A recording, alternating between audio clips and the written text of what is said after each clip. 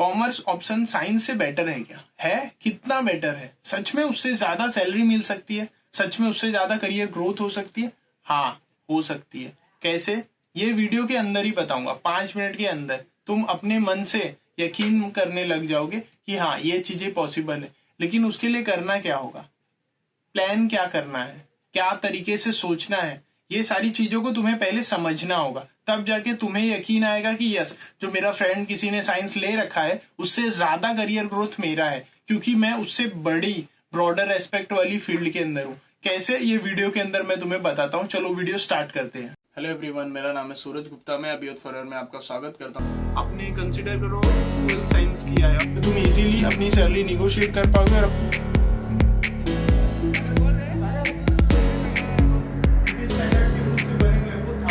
मेरा भी 3% बढ़ा है, 502 के आसपास।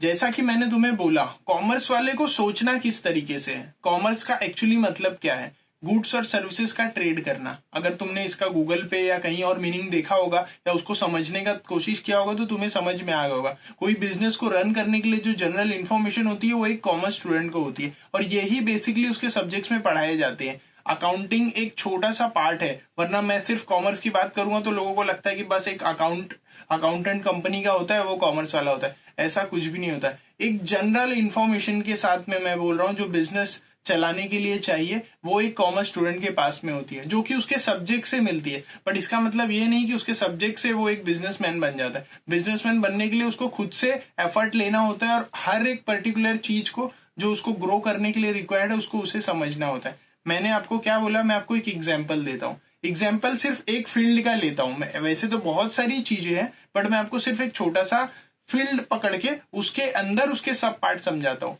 देखो, एक कॉमर्स का स्टूडेंट सबसे ज्यादा तुम्हें अवेलेबल दिखेगा सेल्स फील्ड में। अब सेल्स में मतलब क्या? वो कॉल करके कोई चीज सेल करना, naptol.com वैसा कुछ सेल नहीं।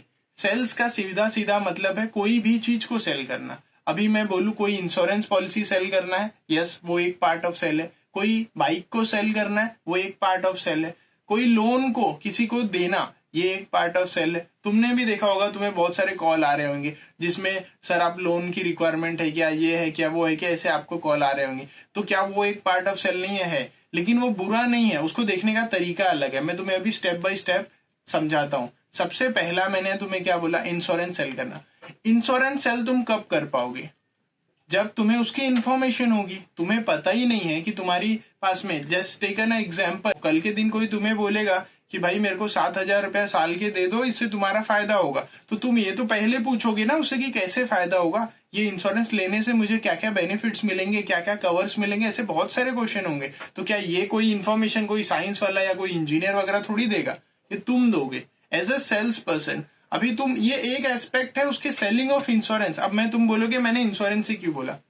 एक तरीके से सोचो कि इंडिया की जो पॉपुलेशन है, अभी कितने सारे लोगों के पास में इंश्योरेंस है। अभी मुझे नहीं पता कि जो आप वीडियो देख रहे हो उसमें आपके पास में इंश्योरेंस है कि नहीं है। ये एक ऐसा सेक्टर है इंश्योरेंस वाला जिसके अंदर सारी बैंक्स आ रही है, चाहे वो HDFC हो, एक्सिस हो, SBI हो, और जो नॉन बैंक्स है जिसको NBFCs बोलते हैं, वो सारे भी आ रहे हैं, मतलब प्राइवेट प्लेयर्स। क्यों? क्योंकि लोगों के पास में इंडिया में ज्यादा इंश्योरेंस है भी नहीं। तो अगर उनको इंश्योरेंस सेल करना है तो उसको किसकी जरूरत पड़ेगी? उस पर्सन की जिसको सेल करना आता है, और सेल उसको करना आता है जिसको उसकी इंफॉर्मेशन है और जिसके अंदर खुद के अंदर उतनी ज्यादा काबिलियत है जो उसे बेच सकता है, जिसको समझ में आता है। तो इंश्योरेंस बेचना क्या कोई फ्रॉड है? डेफिनेटली नहीं। इंश्योरेंस को समझाना और समझना वो दोनों जरूरी है। सही तरीके का इंश्योरेंस मतलब जिसकी जो जरूरत होती है उसको उस तरीके का इंश्योरेंस बेचना, वो एक बहुत ही इंपॉर्टेंट पार्ट है। Moving to the next topic, मैंने क्या बोला? Bike selling. बाइक सेलिंग मैंने आपको सेकंड बोला। क्या इंडिया में बाइक सेलिंग बंद हो गई है अभी, या आने वाले 2 3 4 साल में बंद हो रही है?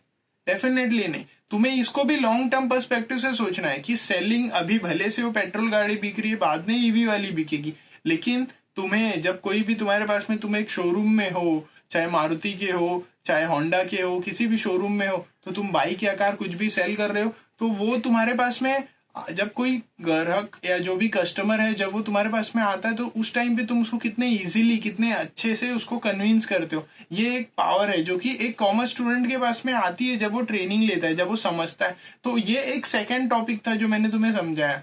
तीसरे नंबर पे मैंने बोला था लोन। लोन मतलब कोई भी ऐसा नॉर्मल लोन नहीं जो सिर्फ तुम्हें कॉल पे बार बार आता रहता है। लोन ऐसा भी जो होम लोन हो, पर्सनल लोन हो। कोई तुम्हें लोन के लिए कॉल करेगा, तुम्हें जब जरूरत नहीं है तो तुम्हें उससे इरिटेशन होगी, तुम्हें लगेगा अरे क्या ये मुझे परेशान कर रहा है।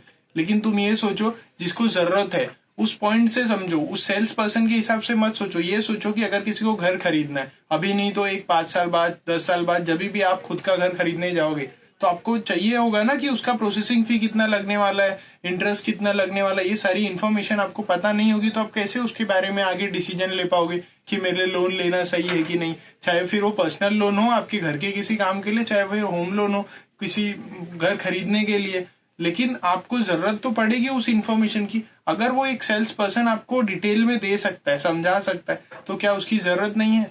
तो मैंने आपको अभी क्या बताई, आपको 3 चीजें बताई, एक इंश्योरेंस सेक्टर, एक ऑटोमोबाइल सेक्टर, एक बैंकिंग सेक्टर। इनकी आने वाले टाइम में ग्रोथ, फ्यूचर ग्रोथ किस हिसाब से ज्यादा पोटेंशियल है, मैंने उसको जस्ट एक एग्जांपल लेके आपको समझाने की कोशिश की है कि आप एक कॉमर्स स्टूडेंट होके सिर्फ एक छोटी सी इन 3 चीजों को सोचो, और वैसे ही सोचो कि कितने सारे और भी ऑप्शंस हो सकते हैं जो कि अभी अपनी इंडिया की ग्रोथ के साथ में जैसे जैसे अपनी जीडीपी बढ़ रही है, इकोनॉमी बढ़ रही है, एज हम लोग अब इंडिया के लार्जेस्ट पॉपुलेशन बन चुके हैं, तो और कितनी ज्यादा रिक्वायरमेंट है उस हिसाब से सोचो। और तुम्हें डेफिनेटली बहुत सारे करियर ऑप्शन समझ में आएंगे जो तुम्हें आगे जाके हेल्पफुल होंगे। आई होप मेरी पूरी बताई हुई इन्फॉर्मेशन आपके लिए हेल्पफुल होगी। ऐसी ही बहुत सारी वीडियो आने वाली है इस चैनल पे। मिलते हैं नेक्स्ट वीडियो में। Thank you.